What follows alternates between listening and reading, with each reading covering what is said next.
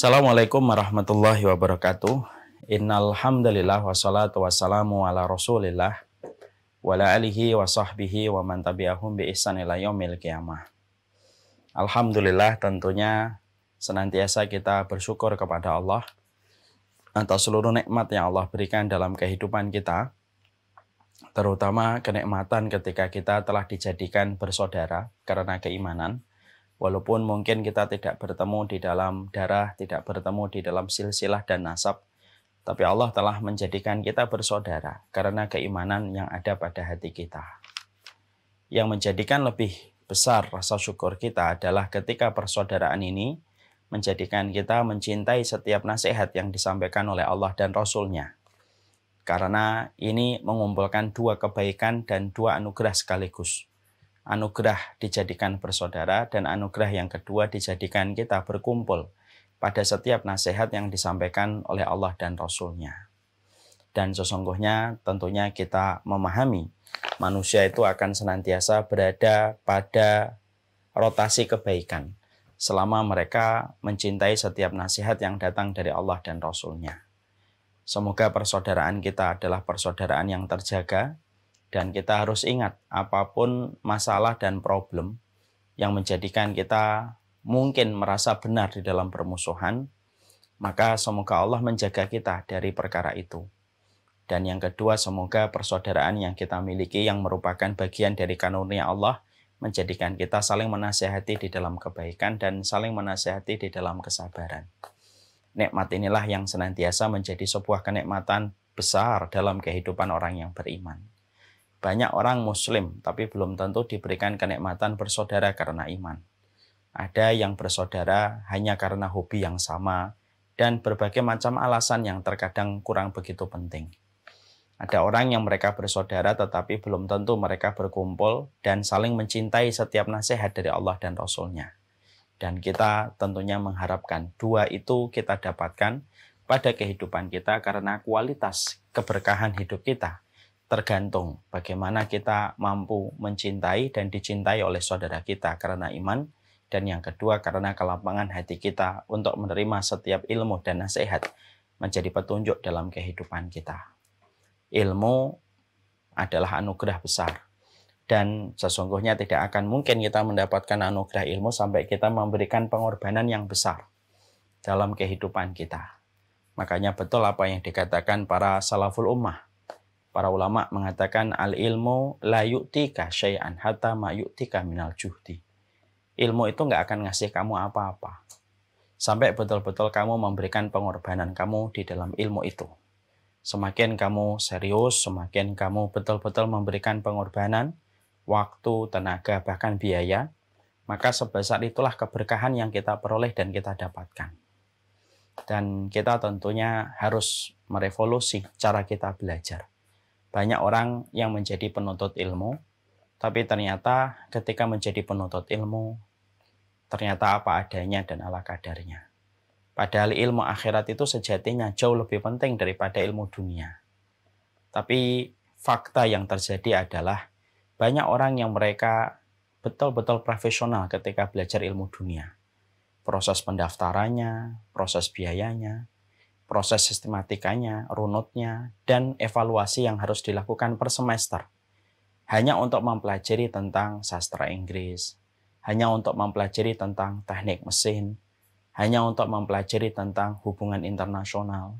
Tapi ternyata proses yang dia lewati betul-betul serius. Tapi ironisnya adalah terkadang justru ketika kita membahas tentang ilmu akhirat, banyak penuntut ilmu yang mereka tidak runut dan sistematik. Mereka tidak profesional. Mereka apa adanya dan ala kadarnya. Padahal ilmu dunia sejatinya pasti akan kita tinggalkan. Karena seiring dengan datangnya kematian dan seiring dengan datangnya hari kiamat, maka ilmu dunia sudah selesai. Partnya itu menjadi the end. Tapi ilmu akhirat itu menjadi ilmu yang tidak akan selesai. Dan akan menemani kita pada urusan barzakh kita, dan menemani kita dalam urusan akhirat kita. Tetapi justru pada ilmu akhirat, banyak orang yang biasa, tidak punya buku, tidak punya ringkasan, yang rapi atas satu rumpun ilmu dibandingkan rumpun ilmu yang lainnya. Terkadang juga kita masih berantakan puzzle-puzzlenya ketika kita belajar. Tidak pernah berusaha dan berupaya merapikan setiap ilmu yang kita miliki. Supaya betul-betul menjadikan kita betul-betul berharga di hadapan Allah. Kalau kita memberikan apa adanya dan ala kadarnya kepada ilmu akhirat, lalu kita tidak pernah mengevaluasi cara kita di dalam belajar, saya khawatir bahwasanya karunia ilmu yang sudah Allah berikan kepada kita termasuk di antara deretan yang melalaikan. Karena kita hanyalah apa adanya dan ala kadarnya. Nah, inilah yang menjadikan saya ingin menyampaikan untuk diri saya, untuk semuanya. Bahwasanya diberikan anugerah ilmu itu merupakan anugerah besar. Anugerah itu tidak diberikan kecuali orang-orang yang sangat terbatas, limited edition. Hanya orang yang Allah inginkan kebaikan. Tapi orang yang mereka diberikan oleh Allah anugerah ilmu, terbagi lagi menjadi dua. Ada yang betul-betul profesional di dalam mempelajari ilmu akhiratnya. Ada yang betul-betul apa adanya dan ala kadarnya. Sehingga ketika dia belajar terus, dia tidak pernah runut dan sistematik. Dan akhirnya sekian lama dia belajar, dia tidak memiliki sebuah pemahaman utuh atas apa yang dia pelajari. Dan akhirnya separuh-separuh semua materi yang dia pahami dan dia mengerti. Padahal ilmu diwariskan oleh para ulama kepada kita. Diwariskan oleh mereka kepada kita itu secara runut dan sistematik. Dan begitulah cara kita belajar. Belajar itu tidak responsif. Belajar itu sifatnya tidak insidentil. Belajar itu sifatnya bukan geradak geruduk. Ada tema sana, ikut. Ada tema sana, ikut. Ada tema yang sedang booming, ikut. Ada tema yang sedang tren, ikut. Bukan berarti itu salah. Tidak. Kita bukan dalam kapasitas menyalahkan. Karena semua usaha di dalam ilmu tetap mendapatkan pahala di sisi Allah. Tapi kita dalam rangka mengevaluasi. Apakah betul cara kita di dalam mempelajari ilmu akhirat itu jauh lebih buruk dan jauh tidak profesional di dalam kita belajar pada ilmu dunia kita? Tentunya masing-masing kita harus menjawab untuk diri kita dan tidak perlu kita menuding orang lain. Ini ilmu itu karunia Allah. Dan tidak ada karunia yang paling besar kecuali ilmu akhirat. Karena ilmu akhirat itu tidak akan lekang. Apapun musibah yang kita peroleh, apapun kiamat datangnya kapanpun itu, maka tidak akan lekang. Karena ilmu akhirat itu terus akan mengiringi perjalanan manusia. Sampai ketika manusia melewati sirat. Itu ilmu akhirat. Dia akan terus mengiringi manusia sampai ke akhirat. Kalau ilmu dunia hanya dipakai hanya untuk pada urusan dunia semata. Ketika kita sudah pensiun, selesai ilmu dunia itu terkadang. Banyak orang yang mempelajari sampai S3 ilmu dunia. Tapi ketika pensiun, dia mempelajari ilmu akhirat di masa tua. Walaupun sebenarnya ini bukan standar ideal, tapi alhamdulillah. Tapi ini tidak boleh terjadi kembali pada anak keturunannya. Karena memang ilmu akhirat itu adalah bekal. Gundukan tanah yang kita lihat di sepanjang kuburan itu, dilapangkan kuburan itu terhadap orang yang berilmu dan mengamalkan ilmunya. Runut, sistematik. Sehingga akhirnya betul-betul utuh pemahaman kita. Makanya inilah yang menjadikan saya ingin sekali berkhidmah. Bahwasanya umat ini harus betul-betul memahami bagaimana ilmu itu runut dan sistematik. Supaya pemahaman yang dimiliki oleh umat ini adalah pemahaman yang utuh. Umat ini harus belajar. Umat itu bukan menjadi objek dimintain bantuan. Tapi umat itu merupakan objek supaya mereka difahamkan tentang kebenaran secara profesional dan utuh pada perjalanan mereka menapak menuju ke akhirat. Sudah sering saya sampaikan di dalam banyak sekali kesempatan, surga itu identik dengan ilmu. Sebagaimana ikan identik dengan airnya. Ketika surga itu identik dengan ilmu, sebagaimana ikan identik dengan airnya, berarti bab pertama ketika kita mengharapkan surga, pemburu surga, pemulung surga, berarti mengevaluasi ilmu. Dan ilmu tidak boleh apa adanya dan ala kadarnya. Kewajiban para da'i menyampaikan ilmu secara runut. Kewajiban di dalam dakwah bukan menjadikan seorang umat itu hanya menjadi objek dari berbagai macam proyek. Tidak itu. Itu boleh, tidak apa-apa. Tapi tugas pertamanya itu menyampaikan ilmu dulu. Memahamkan kepada umat bagaimana keilmuan mereka. Dan itulah salah satu karunia besar yang Allah berikan di dalam kehidupan orang-orang yang terpilih. Orang yang diberikan kenikmatan ilmu, mereka itu limited edition. Tidak banyak orangnya. Di antara orang yang tidak banyak ini, di antara orang yang tidak banyak ini, maka kita terbagi menjadi dua. Ada yang serius, runut di dalam dia belajar. Kitab ini selesai, pindah ke kitab ini. Kitab ini selesai, pindah ke kitab ini. Minal ghilaf ilal ghilaf. Dari halaman pertama sampai halaman yang terakhir. Dan dia kalau ditanya, sudah apa saja yang dipelajari, dia mampu menyebutkan rumpun-rumpun ilmu itu. Saya sudah menyelesaikan hadis 40. Saya sudah menyelesaikan misalkan doa-doa. Saya sudah menyelesaikan tadabbur pembacaan sholat. Runut ya, sistematik. Dan itulah yang menjadi harapan besar. Karena ilmu adalah pelita. Ilmu adalah sumber kemenangan. Selama ilmu masih berantakan dipahami oleh umat, maka selama itu masih jauh kemenangan dari panggung kehidupan orang yang beriman. Dan inilah yang menjadikan kita memahami betul. Mendapatkan ilmu itu adalah karunia besar yang Allah berikan. Dan harusnya kita tidak sekedarnya, tidak apa adanya, tidak ala kadarnya. Dan itulah yang kemudian menjadi evaluasi kita bersama. Semoga kita mampu bersyukur terhadap apa yang Allah berikan dalam kehidupan ilmu kita. Dan semoga Allah kemudian memberikan kepada kita keberkahan dalam setiap urusan kehidupan kita. Dan semoga Allah selalu menjaga kenikmatan ilmu yang ada pada hati kita, pada dada kita. Dan kita menjadi seorang penuntut ilmu yang sejatinya penuntut ilmu. Bukan sekedar penuntut ilmu yang sekedarnya dan ala adanya dan apa adanya. Sekali lagi, evaluasi ini bukan menafikan semua kebaikan yang kita peroleh. Ketika kita mencari ilmu walaupun belum profesional, tetap akan mendapatkan berkah dan pahala. Tapi alangkah idealnya ketika kita memberikan yang terbaik pada satu anugerah besar yang Allah berikan dalam kehidupan kita. Dan tidak ada anugerah yang paling besar kecuali adalah pemahaman akhirat. Karena akhirat setiap terminalnya tidak bisa dilewati dengan selamat kecuali orang yang berilmu, memahami dengan benar, sabar di dalam mencarinya, runut di dalam mengkajinya, sistematik di dalam melangkahnya. Dan itulah yang kemudian menjadikan kita memahami pentingnya kehidupan ilmu pada setiap langkah kehidupan kita. Dan kepada Allah kita memohon supaya kita diberikan ilmu dalam setiap jalan perjalanan kehidupan kita. Alhamdulillah, kita pada kesempatan hari ini akan meneruskan kajian kita. Dosa-dosa yang dianggap biasa. Tentunya saya ingin menyampaikan latar belakang kembali, mengingatkan, refresh. Karena apapun harus di-refresh.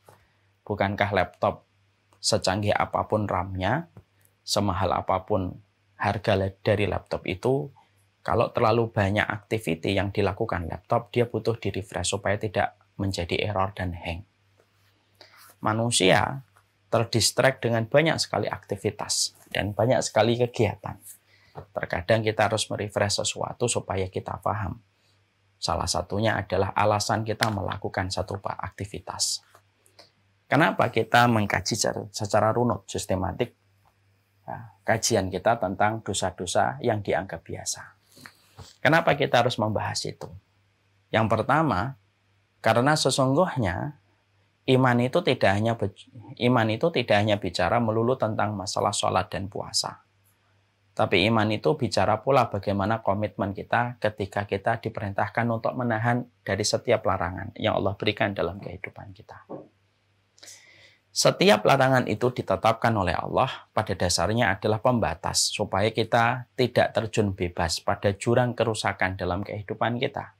Karena rahmatnya Allah menjadikan Allah itu mustahil kalau Allah itu melarang kita hanya untuk mendikte kita ataupun hanya untuk memperbudak kita dan memenjarakan kita.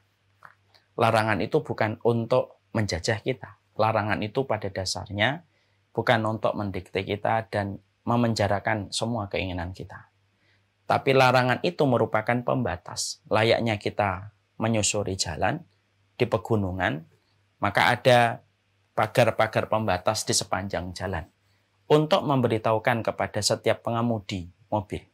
Di balik pagar pembatas ini ada jurang yang apabila kamu menabraknya, maka terjadi sebuah kejadian fatal, terjun bebas ke dasar jurang yang bisa mengakibatkan kematian.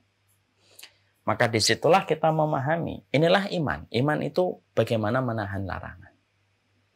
Makanya orang yang mampu meninggalkan larangan adalah orang yang paling cepat diridhoi oleh Allah dan dicintai oleh Allah. Makanya betul kalau kita menjumpai dan kita mendapati bahwasanya ada sebuah perkataan ulama-ulama salaf terdahulu. Mereka mengatakan a'malul barri yaf'aluha as-siddiq wal fajir. Wa tarkul ma'asi la yaf'aluha illa as-siddiq. Maka ada satu perkataan indah di mana para ulama mengatakan melakukan kebaikan itu bisa dilakukan orang yang beriman ataupun orang yang belum beriman atau para pendosa. Para pendosa itu kalau diajak sedekah, sedekah. Kalau diajak sholat, sholat mungkin. Tapi dosa-dosanya masih jalan.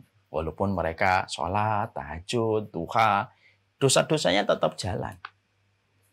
Ya, berbagai macam hal yang dilarang, dia tidak gubris. Dia tidak peduli. Dan dia merasa bahwasanya dia sudah melakukan kebaikan. Itu fajir. Karena melakukan kebaikan itu bisa dilakukan siapa saja. Baik orang yang beriman ataupun orang yang banyak dosa. Banyak dosa itu disebut fajir. Fujur, banyak dosa.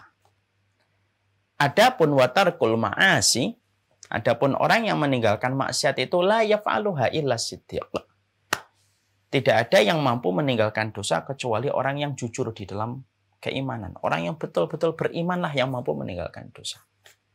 Orang yang mampu meninggalkan kezaliman, orang yang mampu meninggalkan dosa ghibah, dosa menikmati aib dan keburukan orang, dan dosa-dosa yang banyak dilakukan masyarakat, tidak ada yang bisa meninggalkan dosa kecuali adalah orang yang betul-betul beriman. Dari perkataan ini, sebagian ulama mengatakan bahwasanya orang yang mampu meninggalkan dosa itu jauh lebih tinggi di sisi Allah daripada orang yang melakukan kebaikan tetapi masih rajin melakukan dosa. Itulah yang menjadikan kita memahami apa yang kemudian disampaikan oleh Syekhul Islam ketika beliau menyoroti kehidupan Nabi Yusuf. Kalau kita perhatikan kehidupan Nabi Yusuf, kita akan menjumpai kehidupan Nabi Yusuf itu adalah kehidupan yang identik dengan 4 momen. Dibuang di sumur tua, jadi budak, dipenjara, dan selamat dari godaan zina. Dari Imra'ata Azizin, yaitu istrinya Perdana Menteri, yang menggoda Nabi Yusuf. Momen ketika dia jadi budak, momen ketika dibuang di sumur tua, dan momen ketika dipenjara, kalah pamor dalam tanda kutip di hadapan Allah dengan selamatnya Yusuf dari perzinahan. Karena yang paling banyak dipuji oleh Allah dari kisahnya Nabi Yusuf itu apa? Selamatnya Nabi Yusuf dari perzinahan. Itu yang paling besar dari sebuah kecintaan Allah kepada Yusuf. Lebih daripada urusan ketika dia dibuang, urusan dia di penjara, dan urusan ketika dia menjadi budak.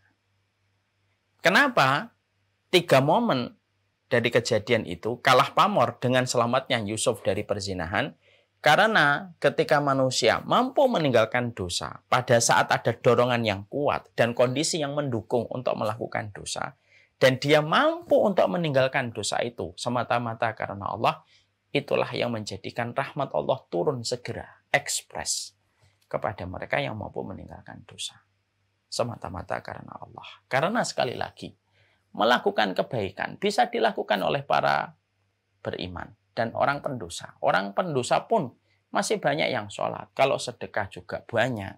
Mungkin juga mereka melakukan sholat duha dan berbagai macam ketaatan. Tapi yang tidak bisa dilakukan para pendosa itu apa? Meninggalkan dosa. Dan tidak ada yang mampu meninggalkan dosa kecuali orang yang betul-betul ikhlas, kuat di dalam keimanan. Nah, itulah yang menjadikan kita akhirnya paham. Bagaimana kita akan kemudian bisa meninggalkan dosa kalau kita tidak ngerti ilmunya. Karena mengetahui dosa itu harus dengan ilmu. Apa yang dikatakan di masyarakat tidak boleh, belum tentu itu tidak boleh di dalam keimanan. Karena dosa itu dikembalikan kepada referensi apa yang dilarang oleh Allah dan Rasul-Nya. Itulah yang menjadikan salah satu alasan. Kenapa kita harus belajar tentang dosa-dosa yang dianggap biasa? Karena ini merupakan bentuk dari konsekuensi dan komitmen kita di dalam keimanan. Yaitu adalah kita harus belajar tentang dosa supaya kita meninggalkan.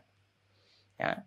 Sebagaimana kata sebagian ulama, alim tusyarrah litawakih. Saya mempelajari pucuk-pucuk keburukan, saya mempelajari pokok-pokok kerusakan. Itu bukan untuk mengamalkan, tetapi untuk menjaganya. Bagaimana kita bisa menjaga diri keburukan?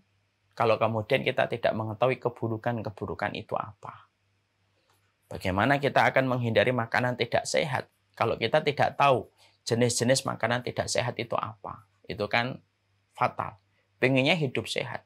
Pengen meninggalkan makanan tidak sehat.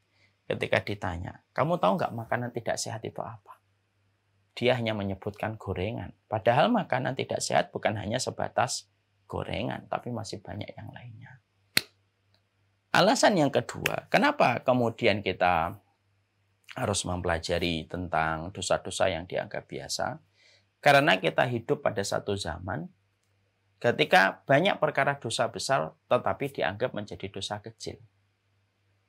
Padahal pada zaman sahabat ada dosa yang sangat kecil tetapi pada saat itu para sahabat sudah menganggapnya sebagai dosa besar. Hari ini kita terbalik. Kita hidup pada satu zaman yang sering meremehkan dan sering mengecilkan kedudukan dosa yang sebenarnya dosa besar. Lalu dianggap menjadi dosa biasa. Lalu dianggap biasa. Dan inilah yang menjadi sebuah latar belakang kenapa kita mempelajari dosa-dosa yang dianggap biasa. Ini saya refresh kembali supaya kita tahu tujuan apa kita mempelajari kitab ini secara runut, sistematik dari awal. Supaya kita mengerti tentang masalah ini secara mendalam. Sekarang mari kita membuka. Salah satu dosa besar yang ada di dalam kehidupan kita itu memalsukan nasab anak kepada selain ayah dan pengingkaran ayah terhadap anaknya sendiri. Tentunya kita paham persoalan nasab itu persoalan yang penting di dalam agama Allah. Tidaklah kita mengenal para ulama terdahulu kecuali para ulama itu mereka detail di dalam mengetahui nasab. Karena persoalan nasab itu terjaga di antara orang-orang terpilih para ulama terdahulu. Jadi para ulama terdahulu itu kalau sudah bicara nasab itu mereka bisa menyebutkan nasab mereka itu sampai 3, 4, 5, 6 sampai mungkin bersambung kepada Nabi mereka bisa menyebutkan.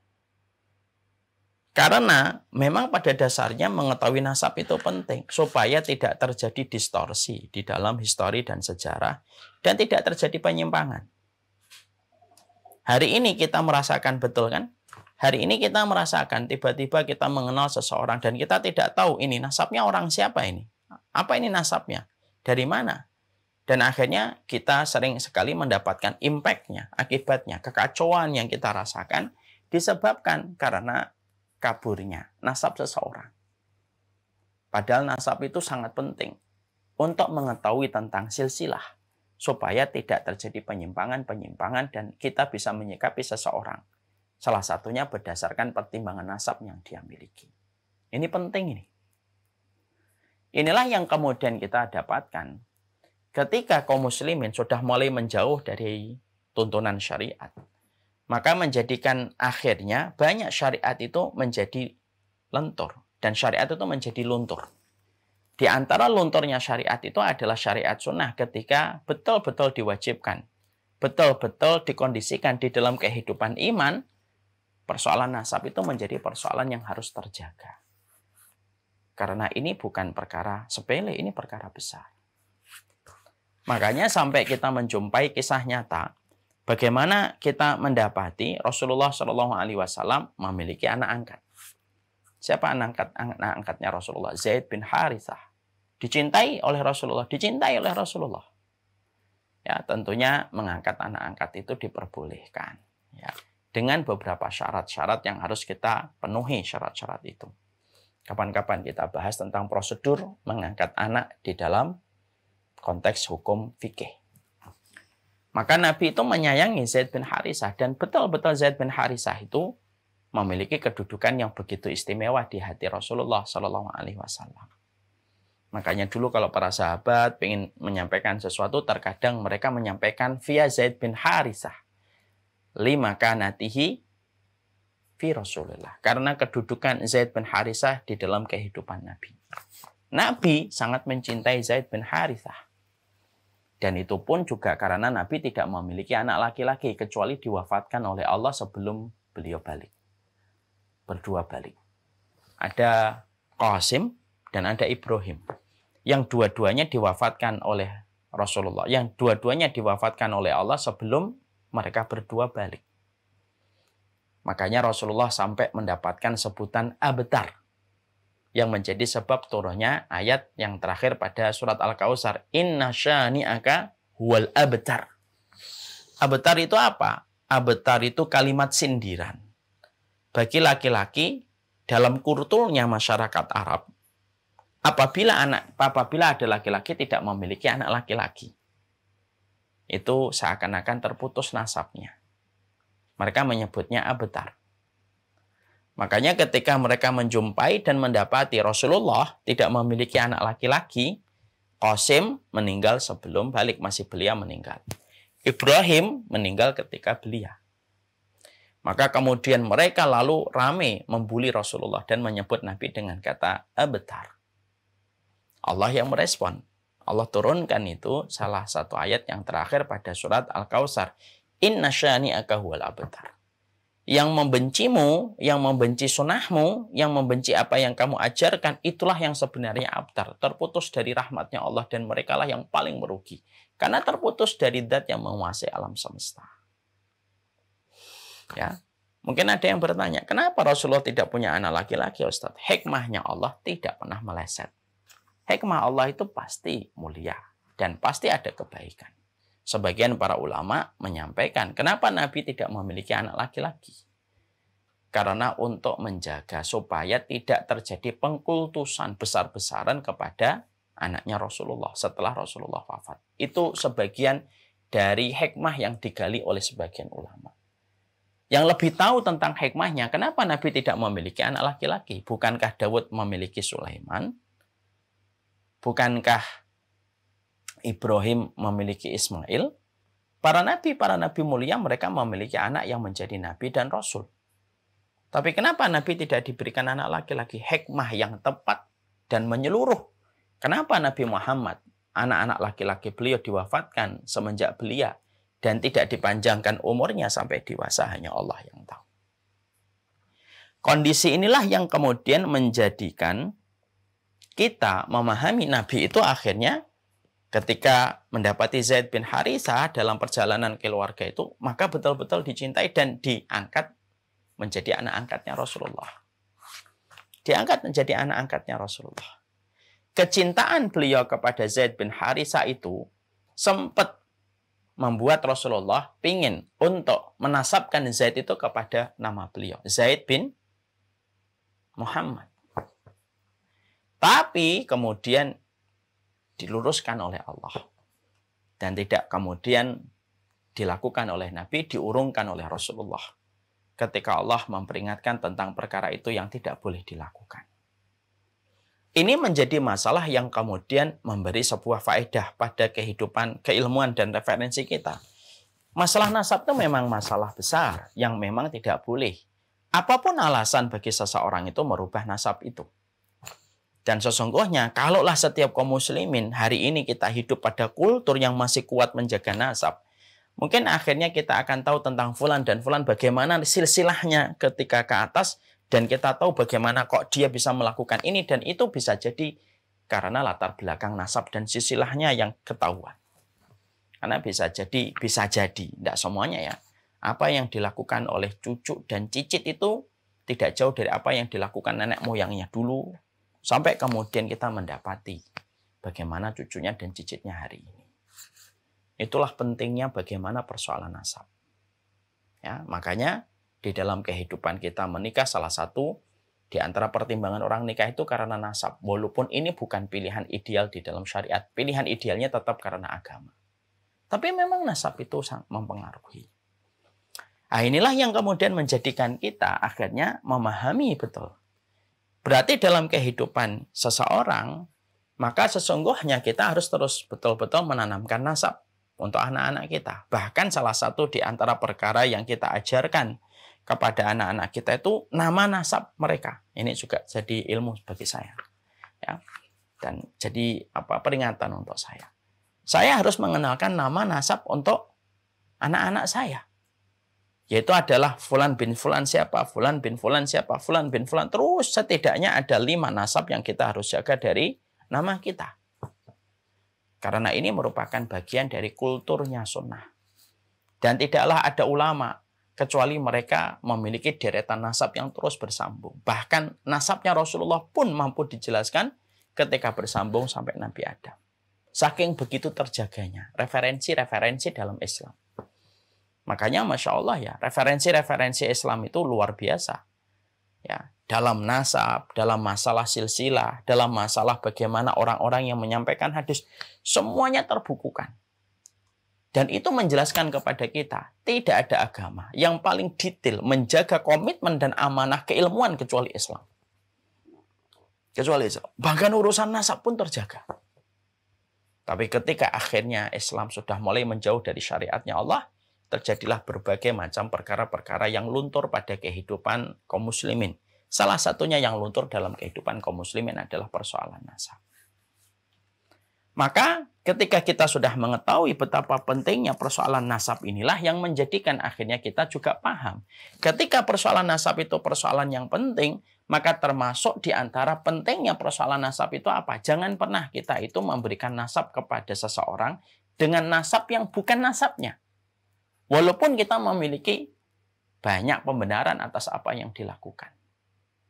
Kalau ada di antara bapak dan ibu memiliki anak angkat. Secinta apapun kita kepada anak angkat kita, yang kita angkat dia dari kecil, atau kita ambil dari panti asuhan, lalu kita didik dengan prosedur dan syarat yang ada, kita penuhi setiap syarat itu, lalu kemudian kecintaan kita yang besar itu tidak boleh menjadikan kita menutupi nasabnya. Dan kewajiban orang tua yang telah mengangkat anak yang diambil dari sebuah tempat, panti asuhan dan tempat-tempat yang lainnya. Lalu anak itu membesar dan sudah melewati baliknya, lalu kemudian membentuk rusdannya, yaitu membentuk kebijaksanaannya, maka pertama kali yang harus disampaikan adalah tentang nasab dirinya. Kamu ini bukan anak kandungnya bapak. Anak bapak kandungmu ini fulan. Ceritakan. Walaupun itu memang perkara berat. Bagi sebagian orang yang sudah terlanjur cinta kepada anak angkatnya. Tapi perasaan tidak boleh menihilkan dan tidak boleh memadamkan ketentuan syariat. Karena fungsinya syariat itu untuk memadamkan perasaan dan hawa nafsu pembenaran atas apapun yang kita inginkan. Sebagaimana cintanya Nabi kepada Zaid bin Harithah. Tidak usah diragukan bagaimana cintanya Rasulullah kepada Zaid bin Harithah. Tapi kecintaan Rasulullah kepada Zaid bin Harithah itu tidak menjadikan Rasulullah kemudian mengganti nasabnya Zaid. Lalu menjadi Zaid bin Muhammad. Tetapi tetap Zaid bin Harithah. Walaupun para sahabat semuanya tahu betapa besarnya kecintaan Nabi dan sayangnya Nabi kepada Zaid bin Harithah. Nah inilah yang kemudian menjadikan kita memahami betul tentang persoalan nasab. Karena terkadang kalau sudah berbicara tentang nasab ini kadang-kadang kita jumpai dari pihak ayah ataupun dari pihak anak. Terjadinya pelanggaran terhadap persoalan nasab. Karena termasuk di antara perkara persoalan penyimpangan di dalam nasab itu sudah diingatkan oleh Nabi di dalam hadis dari Abu Bakrah. Nabi mengatakan di dalam satu riwayat Bukhari, "Manidda'a ila ghairi abihi wa huwa ya'lamu fal jannatu 'alaihi haram." Kata Nabi. Barang siapa yang mengaku nasab kepada selain ayahnya, dia tahu bahwasanya itu bukan ayahnya, tetapi dia ingin menasabkan dirinya kepada nama yang bukan ayahnya, haram baginya untuk memasuki surga. Haram baginya kemudian untuk kemudian mengikuti surga. Lalu kemudian ini yang menjadi satu persoalan. Kadang-kadang pelanggaran di dalam masalah nasab itu bisa terjadi dari pihak orang tua, terlanjur sayang kepada anak angkatnya, atau bisa jadi karena anak angkatnya yang ingin dinisbatkan kepada bapak angkatnya, karena mungkin kekecewaan yang dia dapatkan dari bapak kandungnya. Ini juga sama. Hukum ini ditujukan objeknya kepada setiap orang yang ingin memasukkan nasab. Karena juga tidak sedikit kita mendapati ada orang karena dia kecewa kepada orang tua. Mungkin salah satunya karena hutang pengasuhan. Merasa disia-siakan ketika di waktu kecil. Kemudian merasa dibuang. Lain sebagainya. Lalu akhirnya menjadikan dia kecewa. Dan kekecewaan itu dipendam. Dan kekecewaan itu dijadikan olehnya. Bagaimana kemudian dia tidak mau menisbatkan namanya kepada nama bapak kandungnya, tetapi dia ingin dinisbatkan kepada bapak yang bukan bapak kandungnya. Dan dia ingin mendapatkan kemuliaan, mungkin mendapatkan kedudukan kalau dinisbatkan kepada bapak yang bukan kandungnya. Ketika bapak yang bukan kandungnya itu memiliki kedudukan yang lebih tinggi daripada bapak kandungnya. Ketika bapak angkatnya memiliki kedudukan yang lebih tinggi daripada bapak kandungnya. Lah inilah yang kemudian menjadikan kita memahami. Ini persoalan yang kemudian juga kita harus paham. Ini termasuk dosa besar ketika menghilangkan nasab. Pada persoalan-persoalan yang dia mengetahui. Kecuali dia tidak tahu. Kalau ada orang tua angkat menutupi identitas anaknya. Dan tidak menceritakan satu, ini dosa. Bahkan kemudian bapak angkatnya membiarkan nama anaknya dinisbatkan kepada dia terus. Padahal bapak angkatnya tahu. Ini anak nasabnya tidak ke saya. Tapi dengan alasan kasih sayang, dengan alasan bapaknya mungkin berantakan hidupnya dan tidak layak merawat anaknya. Boleh, kita sepakat mungkin bapaknya berantakan hidupnya, mungkin bapaknya tidak melaksanakan kewajiban. Khair, thayyib. Kita terima itu. Tapi tetap persoalan nasab itu tetap tidak terpengaruh dengan itu.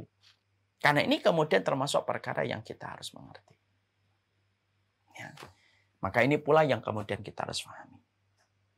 Bagian yang masih ada korelasi dari perkara ini itu apa? Bagian yang masih ada korelasi dengan perkara ini adalah, yaitu adalah wanita yang terkadang juga, ya, walaupun tidak sedahsyat yang tadi, tapi tetap ada korelasinya. Hukum larangan ini bagi para wanita yang suka sekali mengganti namanya dengan nama suaminya.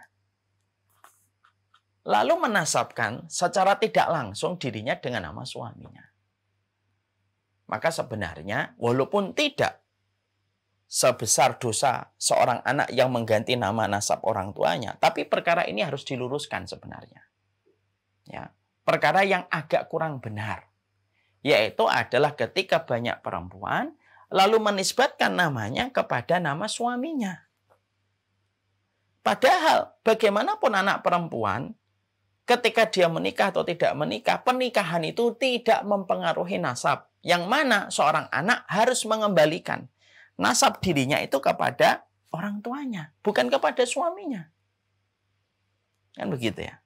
Jadi tidak boleh, sebenarnya harus ditinggalkan, walaupun ini kebiasaan yang sebenarnya nggak dosa besar juga, nggak dosa besar banget sih, enggak. Tapi memang termasuk salah satu yang kita harus luruskan. Misalkan saya punya istri, ya kan? Istri saya dipanggil, ini Ibu Umar ya. Padahal namanya bukan Umar, namanya Febi. Nama istri saya namanya Febi. Maka panggillah Febi. Febi bin bapaknya. Ya. Maka kemudian dinisbatkan kepada namanya. Atau dinisbatkan kepada anaknya. Nama itu begitu. Jadi nama tidak dinisbatkan kepada suami. Walaupun kita sepakat ya, takzimnya seorang istri kepada suami adalah takzim yang besar. Bahkan Nabi sampai kemudian menyampaikan dalam satu riwayat, kalaulah ada diperbolehkan di dalam agama ini untuk bersujud kepada selain Allah, aku perintahkan wanita bersujud kepada suaminya. Oke, sepakat kita. Tapi kepatuhan, ketakziman istri kepada seorang suami tidak mempengaruhi masalah nasab yang kemudian harus dirubah, dinisbatkan kepada suaminya. Jadi namanya harus diluruskan. Misalkan istri saya dipanggil Ibu Umar ya, maka kita harus menyampaikan, maaf saya bukan Ibu Umar, saya Ibu Febi. Atau dinisbatkan kepada, kalau bukan kepada bapaknya, dinisbatkan kepada anaknya. Itulah yang dinamakan dengan kunyah. Anaknya siapa? Misalkan Fatimah, anak pertama. Ummu Fatimah. Ya kan? Kemudian siapa? Ummu Fatimah atau Ummu, anak-anak saya ada Ummu Fatimah, ada Ummu Muhammad, ada Ummu Basam, ada Ummu Basim. Itu kemudian dinisbatkan kepada anak. Itu namanya kunyah. Dan memakai kunyah itu merupakan salah satu kulturnya sunnah. Ya. Dan itu dinisbatkan kepada anak. Gimana Ustaz kalau yang nggak punya anak? Nggak apa-apa. Punya kunyah itu tidak wajib harus punya anak baru bisa memiliki kunyah. Contohnya Ibunda Aisyah radhiyallahu anha. Ibunda Aisyah tidak memiliki keturunan. Ya. Kenapa sih Ibunda Aisyah tidak punya keturunan, Ustaz? Padahal beliau itu kan wanita penghulu surga. Ada Asia binti Muzahim, ada Maryam bintu Imran, ada Khadijah bintu Khuwailid, dan salah satunya Aisyah binti Abu Bakar. Nah, para ulama mengatakan banyak hikmah yang kita bisa dapatkan. Kenapa Ibunda Aisyah itu tidak memiliki keturunan? Tapi di antara banyak hikmahnya itu saya menangkap ada satu hikmah yang bagus. Supaya setiap wanita beriman, kalau mereka ditakdirkan tidak punya anak, mereka punya panutan. Panutan itu adalah Ibunda Aisyah. Kita kembali lagi. Ibunda Aisyah radhiyallahu anha itu tidak punya keturunan. Tapi beliau ingin punya kunyah. Maka Nabi kemudian Shallallahu Alaihi Wasallam, kemudian ketika Nabi mendapati istrinya tidak memiliki keturunan, tapi ingin memiliki kunyah, maka kemudian Rasulullah Shallallahu Alaihi Wasallam memberikan kunyah kepada Aisyah dengan panggilan Ummu Abdillah, ibunya hambanya Allah. Boleh. Ada kunyah, ada lakop. Bedanya kunyah sama lakop itu apa? Sederhananya gini. Kunyah itu yang memakai Abu dan Ummu. Lakop itu gelar. Misalkan Umar bin Khattab digelari dengan Al-Faruq. Al-Faruq itu yang membedakan antara yang benar dengan yang salah. Itu gelar, lakop. Kalau kunyah itu didasarkan kepada anak. Jadi disinilah kemudian kita belajar, disinilah kita paham. Bahwasanya ini termasuk salah satu di antara komitmen kita di dalam kulturnya syariat itu apa? Menjaga nasab itu. Sehingga ketika terjaga nasab, maka kita telah menepati kulturnya sunnah di dalam penjagaan kepada nasab. Makanya nanti mulai digali itu nasab kita, ya. Setidaknya 5 nasab ke atas itu. Anak-anak kita sudah mulai diajarkan, nak, kamu itu bin ini, bin ini, bin ini, bin ini, bin ini. Sampaikan. Karena itu merupakan bagian dari penjagaan. Ya. Dan itu kemudian disampaikan di dalam syariat. Termasuk di antara persoalan ini, maka ini juga kemudian berbicara tentang laki-laki yang menolak tentang anaknya dan menolak nasab anaknya dia sendiri. Hanya karena persoalan yang terjadi di antara rumah tangga. Contoh kasusnya, ada seorang laki-laki menuduh istrinya berzina.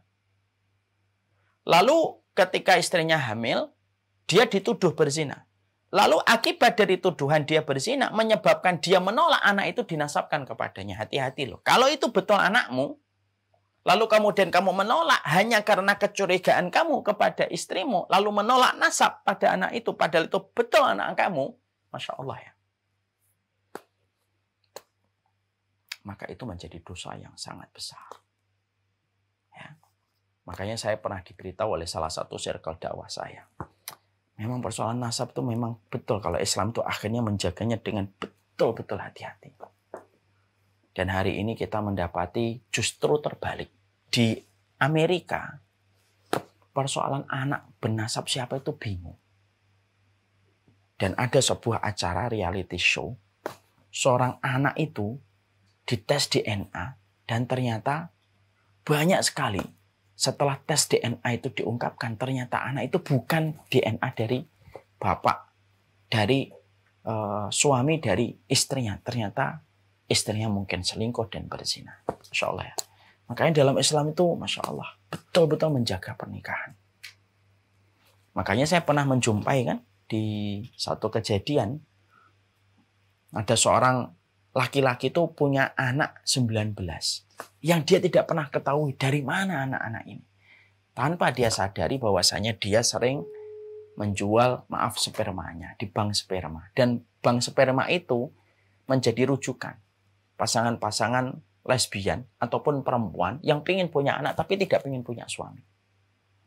Maka diinseminasi lalu kemudian dimasukkan dan ternyata banyak anak. Masya Allah. Sampai kemudian semacam itu kehidupan di barat hari ini. Naudzubillah min dzalik. Dalam Islam, disinilah kemudian kita mendapati bahwasanya persoalan ini adalah persoalan yang sudah dibahas tuntas. Nasab penting. Nama seorang wanita dinasabkan kepada bapaknya atau dinasabkan kepada putra dan putrinya. Dan persoalan bagaimana seorang laki-laki harus betul-betul hati-hati sebelum dia menolak nasab tentang anaknya. Walaupun dia mungkin melihat kecurigaan yang ada pada istrinya.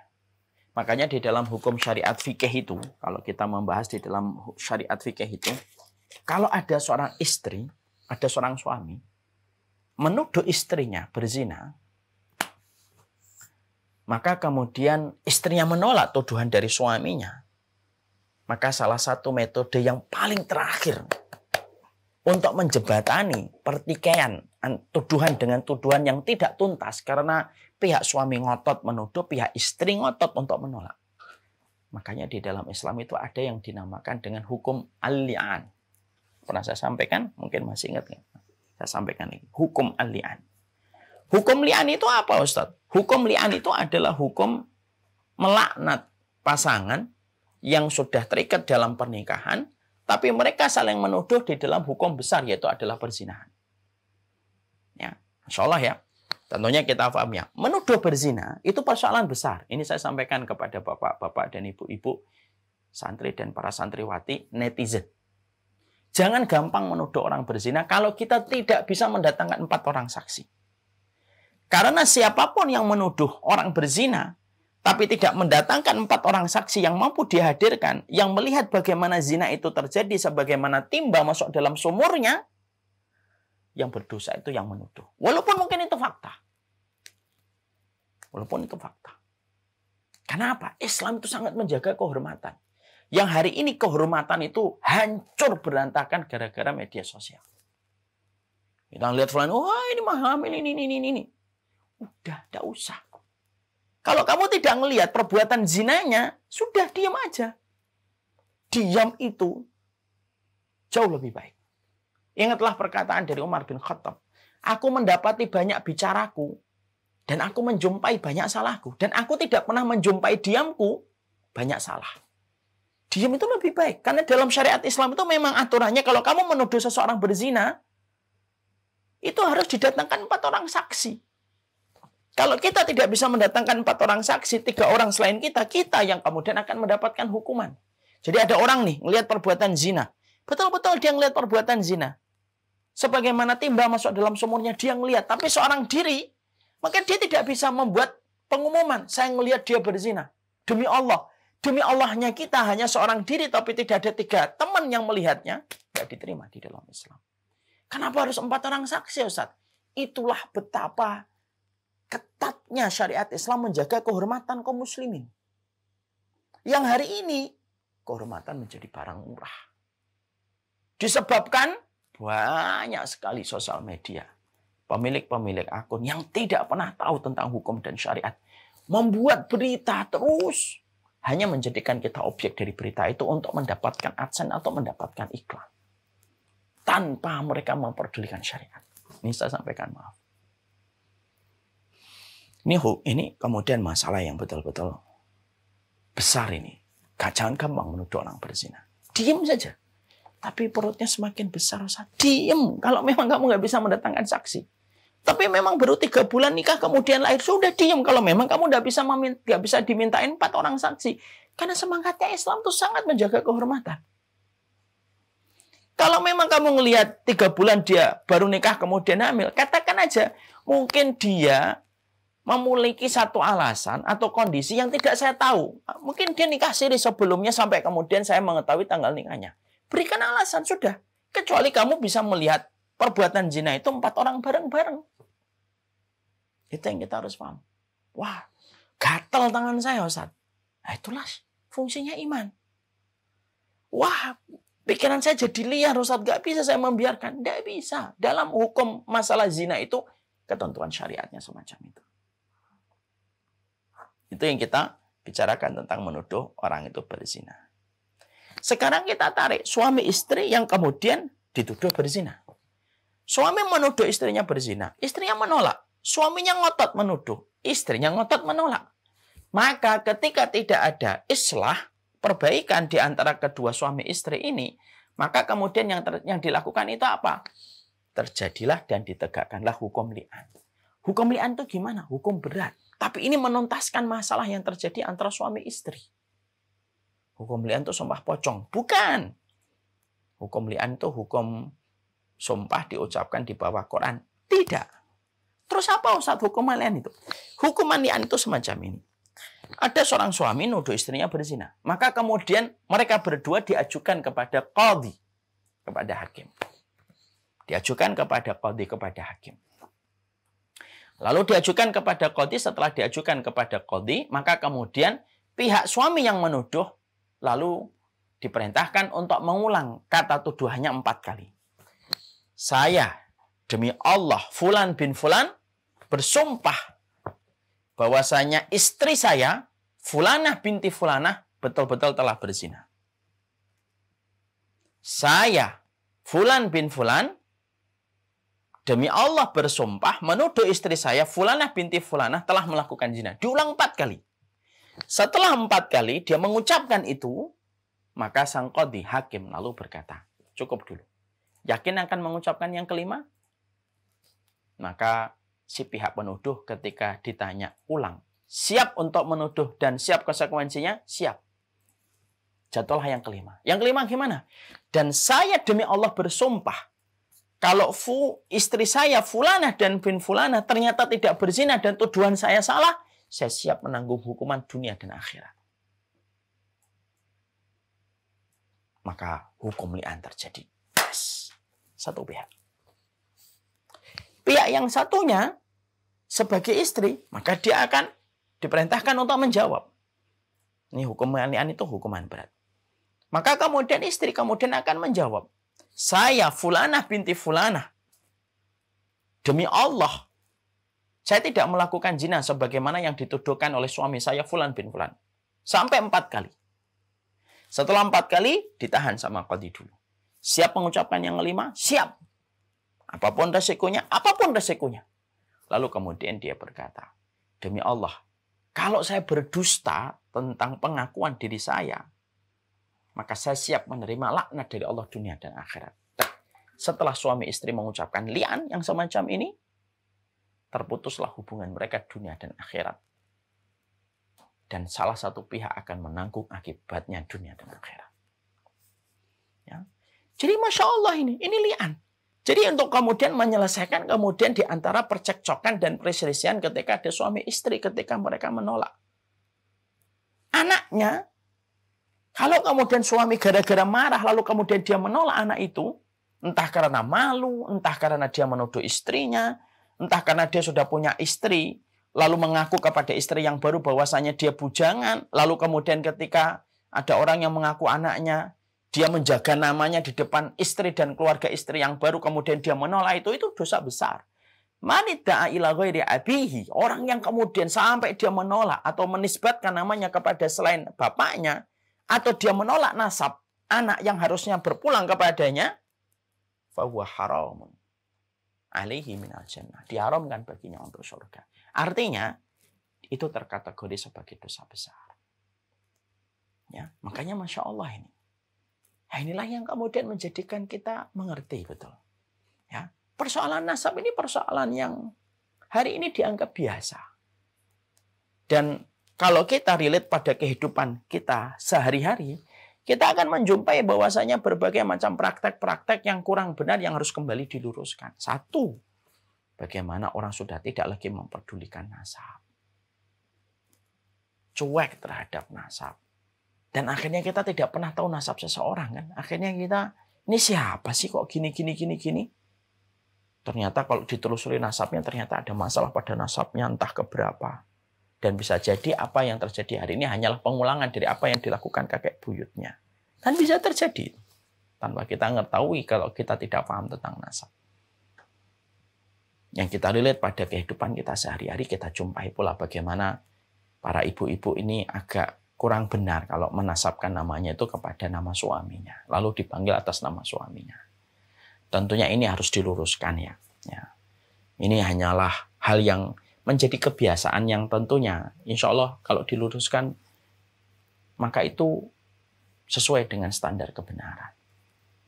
Ya, artinya bahwasanya seorang wanita itu tidak dinisbatkan namanya kepada nama suaminya. Tapi nisbatnya seorang wanita itu ya kalau tidak kepada bapaknya ya kepada anaknya. Makanya Nabi itu kalau memanggil Ibunda Aisyah, kadang-kadang beliau itu memanggilnya apa? Ya bintas Siddiq. Wahai putrinya Abu Bakar As-Siddiq. Kadang-kadang Nabi itu menjawabnya semacam itu. Ya bintas Siddiq. Wahai putrinya Abu Bakar As-Siddiq. Kenapa Nabi menisbatkan itu? Untuk ngajarin kita bahwasanya nama istri kita ya nama nasabnya itu kepada bapaknya. Ada enggak Ustadz hadis yang Rasulullah memanggil Ibunda Aisyah dengan panggilan putrinya Abu Bakar? Ada dalam hadis riwayat Tirmidzi ketika menjelaskan tentang surat Al-Mu'minun ayat 60. Ketika Allah itu menyampaikan walladzina utu wa qulubuhum wajilatun annahum ila rabbihim raji'un. Orang yang beriman itu ketika mereka habis memberikan sedekahnya, hati mereka ketakutan, mereka akan kembali kepada Allah. Lalu Ibunda Aisyah itu bertanya sama Nabi pada surat Al-Mu'minun ayat 60. Haula'il ladina yaznun wa yaqtulun wa yasrikun ya Rasulullah. Apakah orang yang hatinya itu ketakutan kembali kepada Allah ketika habis sedekah itu adalah pezina, pembunuh, sedekah, lalu kemudian hatinya ketakutan, dengan mengingat dosanya, Nabi malah mengatakan jawabannya apa? La ya bintis Siddiq. La ya bintas Siddiq. Wahai putrinya Abu Bakar Siddiq. Bukan itu artinya surat Al-Mu'minun ayat 60. Ini menjelaskan kepada kita bahwasanya Masya Allah. Ya, bahwasanya menisbatkan nama putri, nama seorang wanita itu ya kepada orang tuanya ataupun kepada anak-anaknya. Dan ini bukan masalah Arab dan tidak Arab. Ya, kalau memang ada orang hari ini sensitif, kenapa sih harus semacam ini? Tidak semua harus dipolitisasi kok. Ini bukan masalah Arab dan tidak Arab ini. Ini masalah sebuah syariat. Ini sebuah syariat. Hari ini kita berada pada satu kondisi bertengkar terus, Masya Allah ya. Semoga Allah berikan keberkahan untuk negara ini, bahwasanya semoga pertengkaran-pertengkaran ini akan mendapatkan islah yang terbaik untuk seluruh masyarakat, untuk umat, untuk anak bangsa. Persoalan ada orang menyebut anaknya, misalkan anaknya namanya, misalkan nama anaknya Bambang, saya Umu Bambang, itu bukan berarti Arab. Itu kultur dari sebuah syariat yang diajarkan oleh Nabi kita. Ya, dan itu sesuatu yang baik sebenarnya. Ya. Dan termasuk di antara perkara yang kemudian kita pelajari pula bahwasanya pentingnya bagi kita jangan gampang-gampang menolak nasab. Ini terutama kepada laki-laki, naudzubillah min dzalik ya, yang banyak berzina. Sekarang zina itu sudah tidak lagi menjadi aib. Padahal kalau saya membaca hadis Ibu dan Bapak, tidak ada hadis yang menerangkan tentang musibah alam, baik longsor, gempa, itu selalu Nabi menyebutkan keterikatan semua musibah itu dengan kata zina. Coba dicek deh. Kalau punya buku hadis tentang akhir zaman, dicek hadis-hadisnya. Ketika Nabi menyebutkan fenomena longsor, gempa, berbagai macam musibah alam, itu selalu Nabi menyebutkan pada korelasi zina apabila sudah tersebar. Dan hari ini kemudian kita mendapati, Masya Allah ya, zina itu luar biasa. Dianggap biasa. Namanya sudah mulai dirubah, hubungan pranikah. Mungkin dirubah lagi dengan kata-kata yang lebih keren lagi, ML. Dan lain sebagainya. Padahal intinya itu adalah perzinahan. Intinya adalah perzinahan. Orang yang berzina sekalipun banyak yang kemudian mereka itu walaupun tidak pernah memperlihatkan tobat dan penyesalannya, ya tetap kemudian seakan-akan tidak berzina. Bahkan tidak sedikit para laki-laki yang mereka itu, Masya Allah ya, para laki-laki yang telah banyak berzina sama perempuan, mereka tidak sungkan menceritakan perbuatan zinanya. Saya nggak bisa membayangkan itu. Kalau ada seorang bapak yang tahu ada laki-laki sambil ketawa gitu, cerita bangganya dia ketika dia bisa menzinai banyak perempuan gitu. Lalu bapaknya tahu, sadar kalau termasuk yang dizinai sama perempuan yang ketawa, sama laki-laki yang ketawa-ketawa ini ketika berzina itu ternyata adalah putrinya. Itu apa enggak remuk hatinya. Dan bisa jadi mendidih darahnya. Putri yang kita miliki, kita jaga dari kecil, kita bersihkan kotorannya, kita jaga dengan berupaya. Ketika mekar, dirusak dengan zina. Dan orang yang menzinainya sambil ketawa-ketawa di sosial media menceritakan pengalaman zinanya. Mungkin bisa selamat hukuman di dunia, tapi tidak akan selamat di akhirat. Kalau tidak betul-betul bertobat nasuha. Makanya betul kata Rasulullah SAW. Ketika Nabi mengatakan bahwasanya zina itu Masya Allah. Nabi kemudian pernah didatangi sama laki-laki yang gemar berzina. Lalu dia pengen masuk Islam tapi membuat sebuah syarat, term and condition. Saya mau masuk Islam Muhammad, tapi izinkan saya berzina. Lalu kemudian Nabi berkata, kamu punya ibu? Punya. Punya saudari perempuan? Punya. Gimana perasaanmu kalau ibumu, saudari perempuanmu, bahkan anak perempuanmu nanti dizinai orang? Saya marah, saya penggal kepalanya. Sebagaimana kamu marah, tidak ada orang yang ridho apabila wanita yang mereka cintai, mereka sayangi, kamu zinai. Dari situ langsung laki-laki itu bertobat dan akhirnya masuk Islam. Dan berkata, memberikan testimoni. Tidak ada perkara yang paling aku murka, paling aku cintai sebelum ketemu Rasulullah Muhammad, kecuali yang paling aku cinta itu zina. Tidak aku lihat perempuan yang cantik dikit, kecuali aku tuh pengen berzina. Aku akan tebar pesona supaya bisa berzina dengan dia. Dan tidaklah aku berjumpa dengan Rasulullah setelah berjumpa dengan Nabi. Tidak ada perkara yang paling aku benci kecuali adalah perzinahan. Zina itu merusak kehormatan, nasab, agama, dan akal. Sekaligus empat-empatnya langsung rusak ketika berzina. Kehormatan, agama, nasab, dan akal. Sekalinya empat-empatnya itu rusak. Orang minum khamr yang dirusak apa? Akal. Agama. Karena akalnya dia menjadi tidak sadar dengan perbuatannya. Mencuri merusak agama. Membunuh merusak nasab. Tapi zina merusak kehormatan, akal, agama, dan nasab. Empat-empatnya rusak seketika ketika orang itu berzina. Akal mana yang bisa menerima orang itu kemudian dia berzina kepada seorang wanita, dan wanita mana, akal mana yang bisa menerima seorang wanita yang menyilahkan, mempersilahkan dirinya dizinai sama laki-laki yang belum memberikan komitmen apa-apa untuk dunia dan akhiratnya. Akal ini. Tidak ada akal yang bisa menerima itu, tidak ada. Akal orang yang sehat. Saya tidak bicara tentang akal modern dan tidak modern. Tidak peduli sama modern dan tidak modern itu. Saya tidak ngerti lah definisi modern dan tidak modern. Tapi tidak ada akal yang bisa menerima tentang perzinahan. Kalau tidak percaya, buktikan orang yang berzina. Kalau anak perempuannya dizinai, marah dia. Pasti marah. Orang yang mengaku berzina, banyak gitu. Ambil ketawa-ketawa. Coba cek aja kalau dia punya anak perempuan dizinai orang. Hancur mungkin kehidupan dia. Walaupun mungkin dia berzina dengan banyak perempuan. Zina itu bukan dipertontonkan dan dibanggakan. Wallahi. Akal tidak ada yang bisa nerima. Perempuan membuka kancing bajunya untuk seorang laki-laki yang belum berkomitmen apa-apa. Hanya sekedar ngajak jalan, hanya sekedar pamer mobil, hanya sekedar memperlihatkan ATM untuk membelikan beberapa hal yang murah. Tidak semurah itu.